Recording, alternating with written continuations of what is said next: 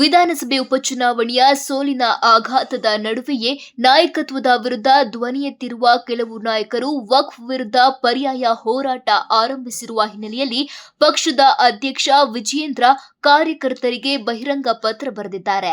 ಉಪಚುನಾವಣೆ ಸೋಲಿನಿಂದ ಯಾರೂ ಅಧೀರರಾಗಬೇಕಾಗಿಲ್ಲ. ಅಧಿಕಾರ ದುರ್ಬಳಕೆ ಮತ್ತು ಹಣ ಹಂಚಿ ಕಾಂಗ್ರೆಸ್ ಚುನಾವಣೆ ಗೆದ್ದಿದೆ. ಸಂಘಟನಾತ್ಮಕವಾಗಿ ನಾವು ಗೆದ್ದಿದ್ದೇವೆ ಎಂದು ಹೇಳಿದ್ದಾರೆ. ನಿರೀಕ್ಷೆಯಂತೆ ಆಡಳಿತ ಪಕ್ಷ ಕಾಂಗ್ರೆಸ್ನ ಅಧಿಕಾರ ದುರುಪಯೋಗ ಹಾಗೂ ಆಮಿಷಗಳು ಮತದಾರರನ್ನ ದಿಕ್ಕು ತಪ್ಪಿಸುವ ನಿಟ್ಟಿನಲ್ಲಿ ಪರಿಣಾಮ ಬೀರಿದೆ. ಆದರೂ ಉಪಚುನಾವಣೆಯ ಈ ಸೋಲನ್ನ ನಾವು ಸಕಾರಾತ್ಮಕವಾಗಿಯೇ ಸ್ವೀಕರಿಸೋಣ.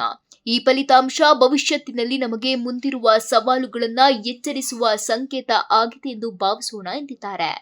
ಕಾಂಗ್ರೆಸ್ಸಿಗರು ಉಪಚುನಾವಣೆಯ ಗೆಲುವಿಗಾಗಿ ತಮ್ಮ ಬೆನ್ನು ತಟ್ಟಿಕೊಂಡು ಸಂಭ್ರಮಿಸಬೇಕಾಗಿಲ್ಲ. ಅವರ ಮುಂದೆ ದೊಡ್ಡ ಜವಾಬ್ದಾರಿ ಇದೆ.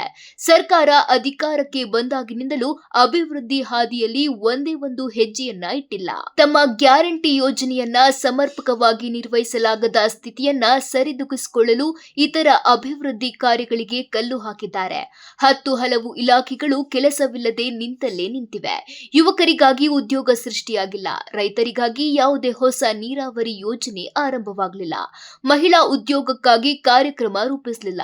ಶಿಕ್ಷಣ ಸುಧಾರಣೆಗಾಗಿ ಕನಿಷ್ಠ ಕಾರ್ಯಕ್ರಮವನ್ನು ರೂಪಿಸಲಿಲ್ಲ ಎಂದು ತಿಳಿಸಿದ್ದಾರೆ. ಕೆಲವು ಶಕ್ತಿಗಳು ಪಕ್ಷವನ್ನ ವಿಭಜಿಸುವ ಅಥವಾ ನಾಯಕತ್ವದಲ್ಲಿ ಒಡಕು ಮೂಡಿಸುವ ಕೆಲಸವನ್ನ ಮಾಡ್ತಿದೆ. ಇಂತಹ ಶಕ್ತಿಗಳು ಎಲ್ಲಾ ಕಾಲದಲ್ಲೂ ಇದ್ದೇ ಇರ್ತಾರೆ. ಇಂಥವರ ಬಗ್ಗೆ ತಲೆ ಕೆಡಿಸಿಕೊಳ್ಳದೆ ಪಕ್ಷದ ನಾಯಕತ್ವದಲ್ಲಿ ವಿಶ್ವಾಸವಿಟ್ಟು ಮುಂದುವರಿಬೇಕು ಎಂದು ಹೇಳಿದ್ದಾರೆ. ಅಭಿಪ್ರಾಯ ಭೇದಗಳಿಗೆ ಮುಕ್ತ ಅವಕಾಶ ಇದ್ದೇ ಇದೆ. ಅದೇ ರೀತಿ ಶಿಸ್ತು ಸಂಯಮಗಳು ಎಲ್ಲೆ ಮೀರದಂತೆ ನೋಡಿಕೊಳ್ಳುವ ವ್ಯವಸ್ಥೆಯೂ ನಮ್ಮಲ್ಲಿದೆ.